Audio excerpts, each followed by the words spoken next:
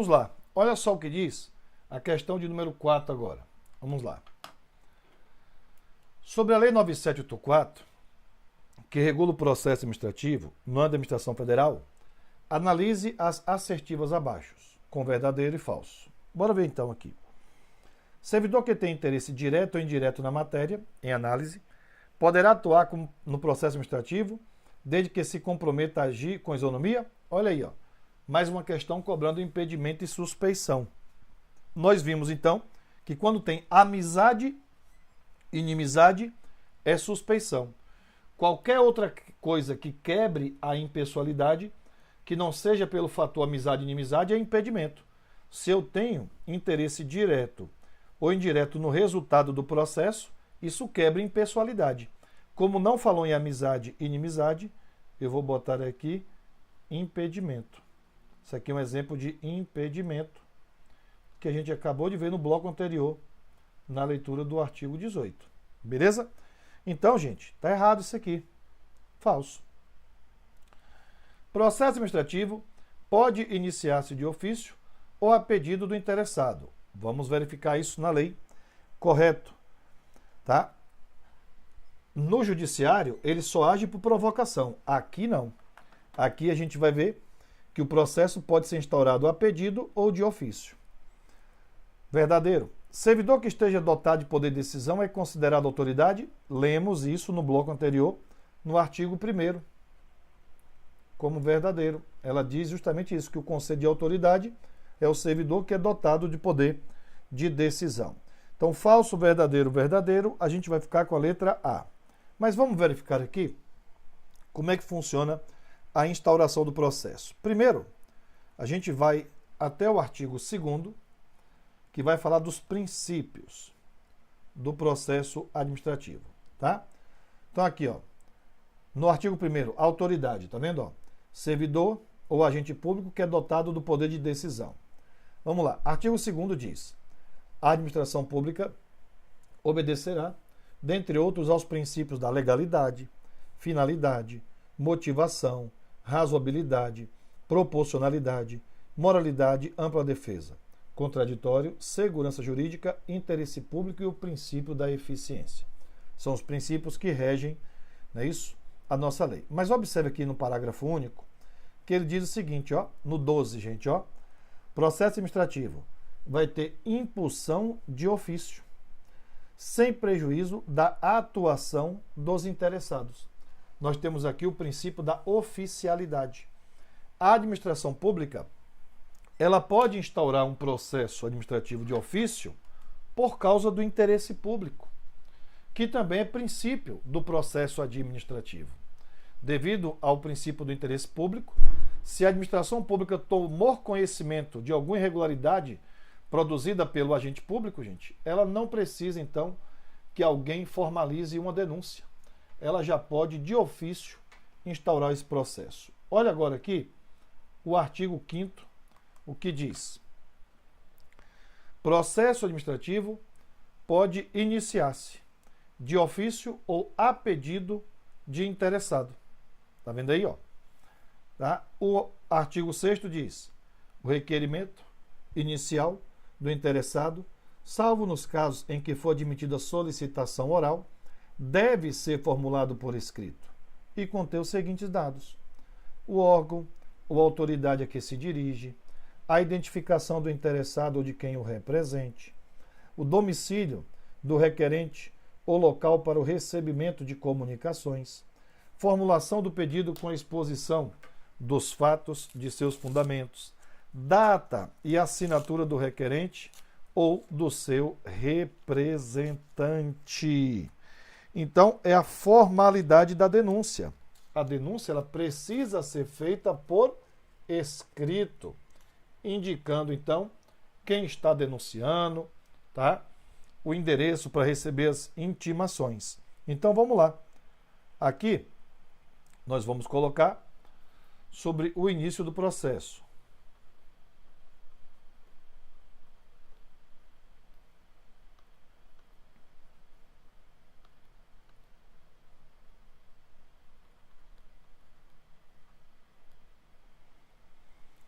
Sobre o início do processo, pode ser a pedido ou de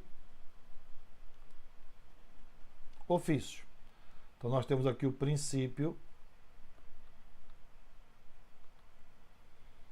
da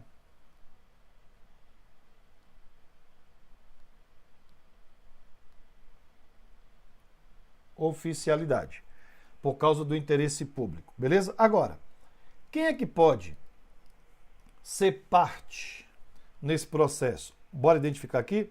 O artigo 9 cai muito em prova, ó. Galera, olha só o artigo 9, ó. Ó, são legitimados como interessados no processo administrativo pessoa física, jurídica, que inicie como titulares de direitos ou interesses individuais ou no exercício do direito de representação. 2. Aqueles que, sem ter iniciado o processo, têm direitos ou interesses que possam ser afetados pela decisão adotada. E 3. As associações, organizações representativas no tocante a direitos e interesses coletivos. E 4. Pessoas ou associações legalmente constituídas quanto a direitos e interesses difusos. Esse artigo 9 cai direto em prova. Então, resumindo, quem pode oferecer uma denúncia? Pode ser pessoa física ou pessoa jurídica. Agora, olha o artigo 10. São capazes, para fins de processo administrativo, os maiores de 18 anos, ressalvada a previsão especial em ato normativo próprio. Então, vem para cá. Vamos lá. Quem pode ser parte do processo? Pode ser pessoa física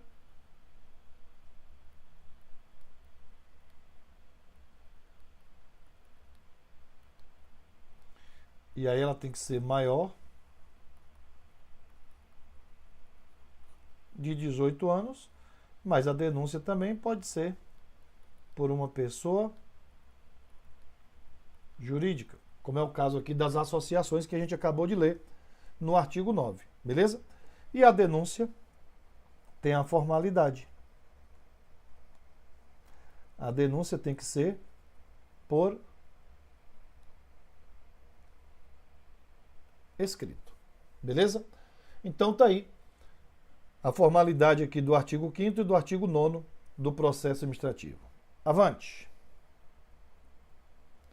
No item 5. Item 1 diz: para os fins desta lei, considera-se órgão, unidade de atuação que integra tanto a estrutura da administração direta quanto da indireta. Já lemos isso no bloco anterior. É a leitura do artigo 1º. Todos os órgãos da administração pública direta e indireta vão seguir o rito dessa lei. Vamos lá de novo, ó. É bem repetitivo, gente. Beleza? Olha aqui, artigo 1º. Parágrafo 2º. Consideram-se órgão a unidade de atuação que integra a estrutura tanto da administração direta quanto da indireta. Então, uma autarquia que está na administração indireta, ela pode se desconcentrar e criar órgãos dentro da sua estrutura organizacional. Beleza? Entidades são as pessoas jurídicas e autoridade servidor que tem poder de decisão. Então, já viu que esse parágrafo 2º aqui é repetitivo nas avaliações. 2. Nos processos administrativos, será observado, entre outros, os critérios de atendimento a fim de interesse individual? Não. É de interesse geral. Por quê? Porque um dos princípios do artigo 2º, gente, é o do interesse público. Então, está errado. Um verdadeiro, 2 falso. Vamos ficar, então, na questão 5 com a letra B. Beleza? Está aqui, ó. Artigo 2º, inciso 2º. Princípios, né? Atendimento dos fins de interesse geral. Vedado a renúncia total, parcial de poderes ou competências, salvo quando autorizada por lei. Vamos lá. Olha só. Como o interesse público, gente, é um dos princípios que norteiam o processo administrativo, olha só que interessante. No judiciário, onde ele não age de ofício, onde ele precisa ser provocado por uma denúncia formal, aqui é diferente. Aqui você pode desistir do processo. Mas observe que se o interesse público estiver envolvido, mesmo que você desista da acusação, isso não significa dizer que o processo será automaticamente arquivado, não, por causa do interesse público. O judiciário é diferente. Se eu faço uma denúncia querendo indenização por danos morais contra você, ganhei na Mega Sena, não me interessa mais aquela quantia, eu vou desistir da acusação. O processo vai ser arquivado por desinteresse do autor. Mas aqui não. Olha só o que diz a leitura aqui do nosso artigo 55. Preste bem atenção. Muito cobrada em prova essa leitura, ó. Em decisão na qual se evidencie não acarretarem lesão ao interesse público, nem prejuízo a terceiro, os atos que apresentam... Aliás, perdoe, não é 55 não, gente. Oxe, estou viajando. Esse aqui, ó, 51. Ó, o interessado, ele pode, mediante manifestação escrita, desistir, total ou parcialmente, do pedido formulado, ou ainda renunciar a direitos que são disponíveis. Olha o parágrafo 2º. A desistência ou renúncia do interessado, conforme o caso, não prejudica o prosseguimento do processo, se a administração considerar que o interesse público assim o exige. Tá vendo? Então, o princípio do interesse público permite o processo ser instaurado de ofício, permite que o fato de alguém desistir da acusação não significa dizer que o processo será automaticamente arquivado por causa do interesse público. E também permite a participação da sociedade. Bora conferir aqui, ó. Vamos lá então. Deixa eu pegar aqui a parte do artigo. Deixa eu ver aqui.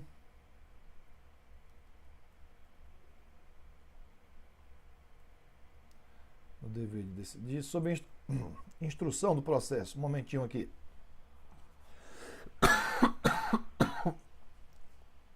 A nossa lei. Aqui, pronto. Olha só. Artigo 31.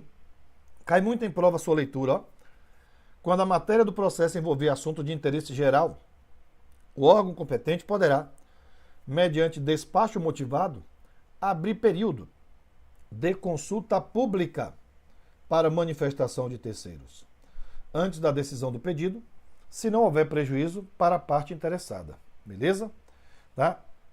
A abertura de consulta pública será objeto de divulgação pelos meios oficiais, a fim de que pessoas físicas ou jurídicas possam examinar os autos, fixando prazo para oferecimento de alegações escritas.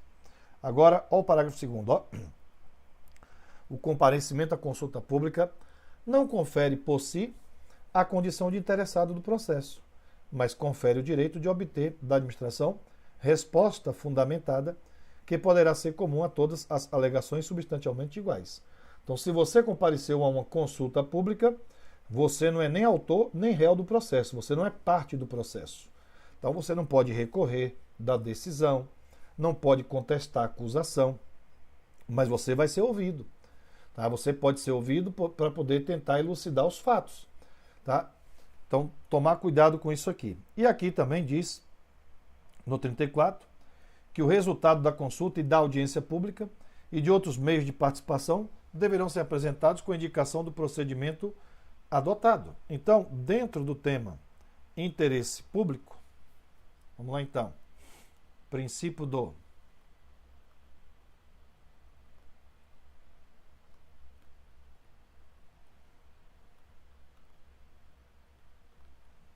interesse público permite a instauração de ofício,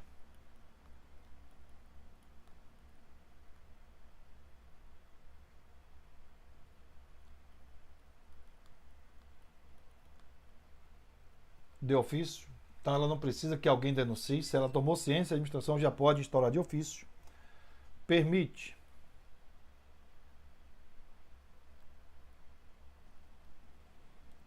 audiências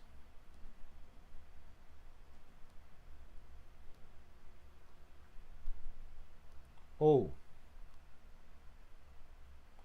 consultas públicas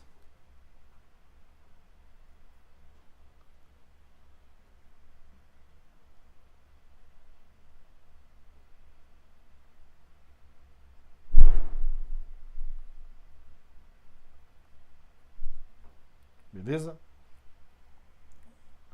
Tá?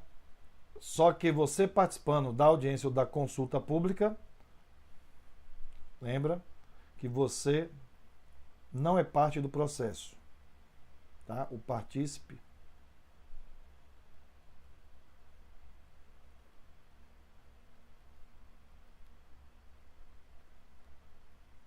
não é parte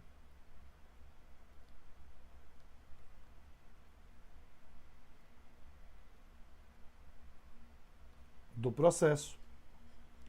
Dentro do interesse público, a desistência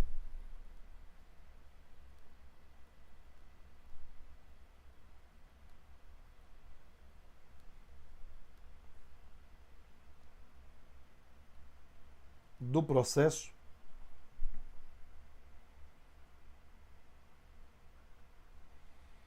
não gera o arquivamento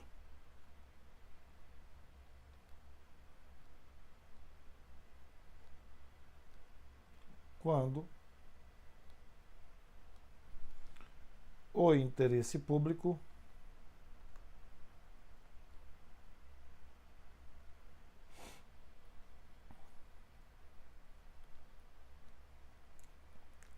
assim o exigir.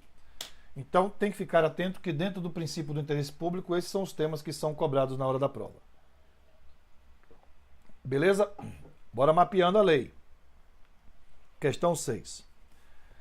Se no âmbito da administração pública não houver competência específica para iniciar determinado processo administrativo, ele deve ser iniciado perante a autoridade de menor grau hierárquico para decidir. Gente, esse gabarito está correto, pela leitura do artigo 17. Por que tem que começar pela de menor grau?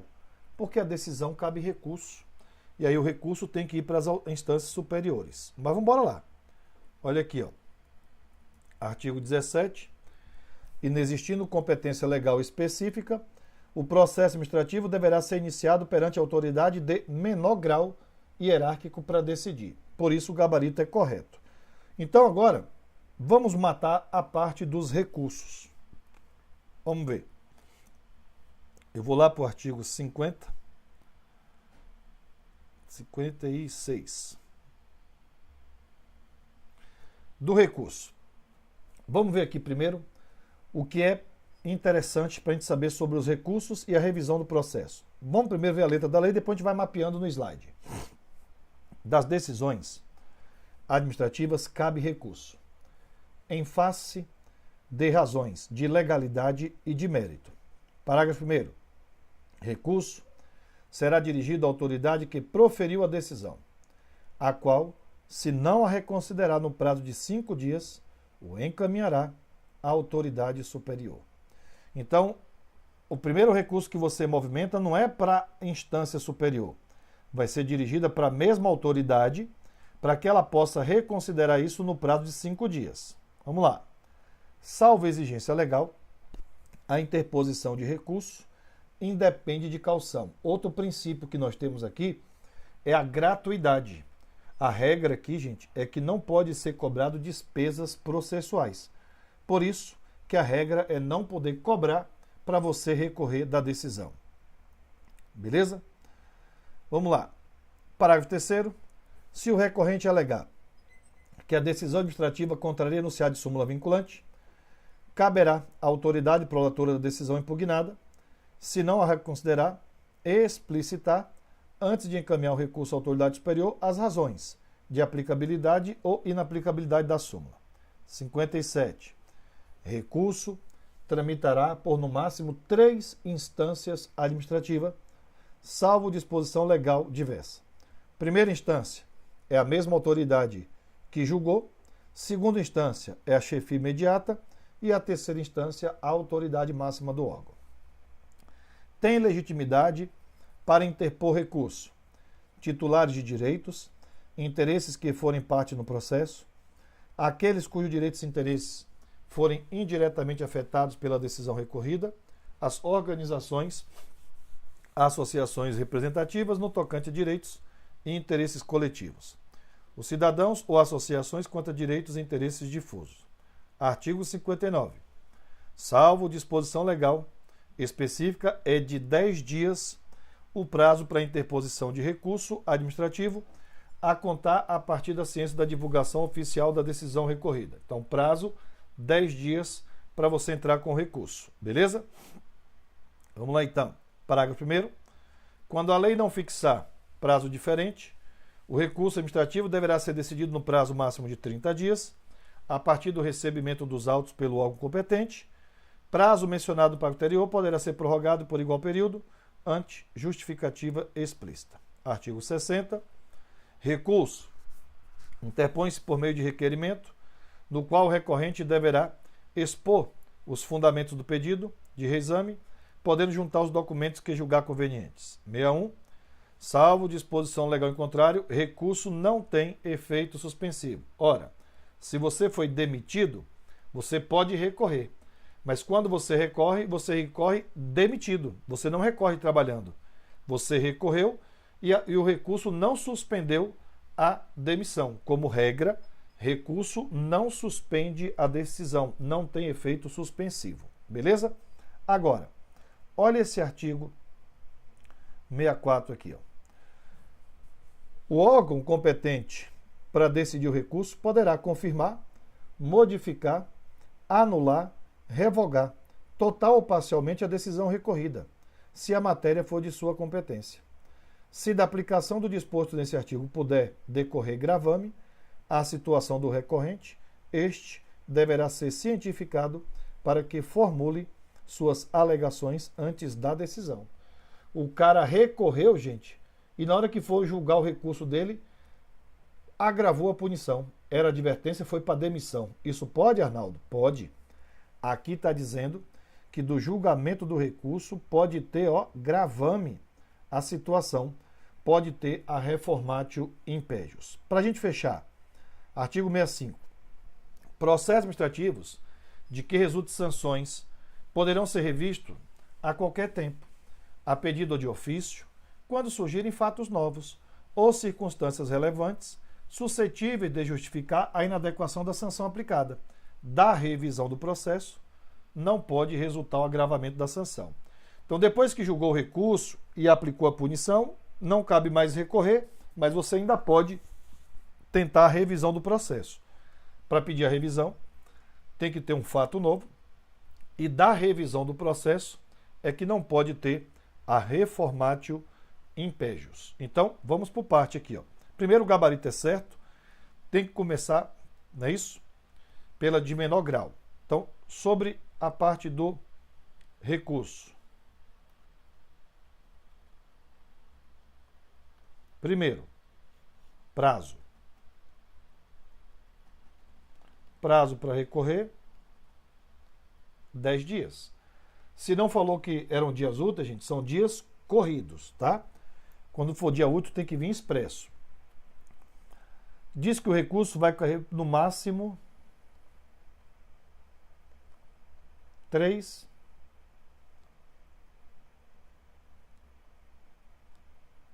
instâncias. Primeiro recurso, reconsideração.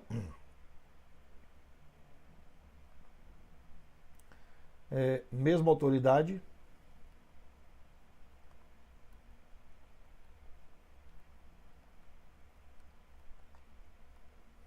Não é isso? Mesma autoridade que proferiu decisão. Seria então aqui o primeiro grau, primeira instância. Depois, o recurso sobe para a chefia imediata.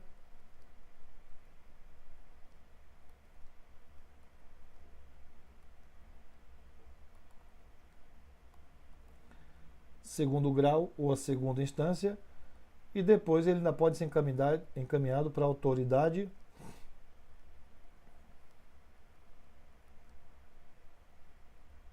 máxima do órgão, que seria aqui o nosso terceiro grau ou a nossa terceira instância. Então, no máximo, 3 instâncias administrativas.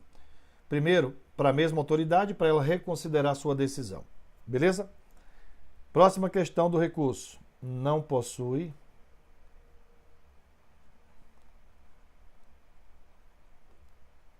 efeito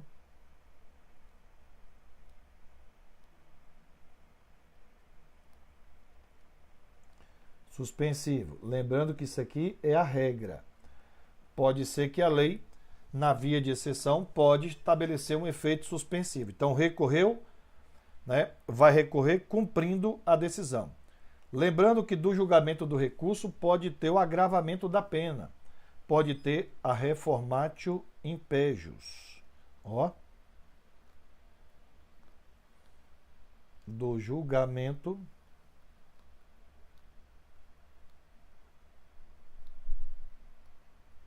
do recurso pode ocorrer a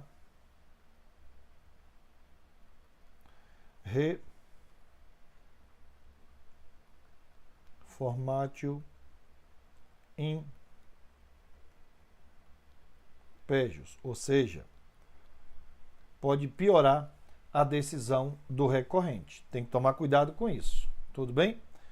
Lembrando que o recurso impera o princípio da gratuidade.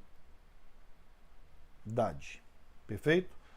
No processo administrativo, impera a gratuidade. Revisão do processo. A gente fechar esse bloco aqui. Revisão. Depois que julga o recurso, na via administrativa, só lhe resta agora pedir a revisão. Mas para ter a revisão do processo, primeiro passo, tem que existir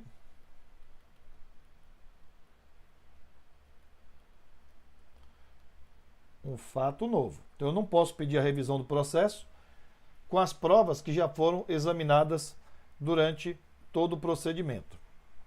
Beleza? Tem que existir um fato novo. Pode ser isso a qualquer tempo, a revisão pode ser a qualquer momento. Você pode pedir a revisão do processo. Agora lembra que da revisão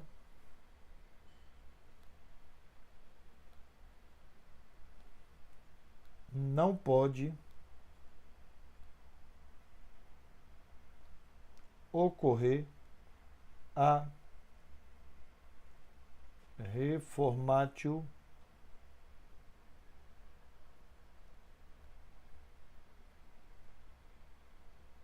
impejus, tá? Então não pode a decisão ser pior durante o exame da revisão do processo. Então, galerinha, pode ficar ligado.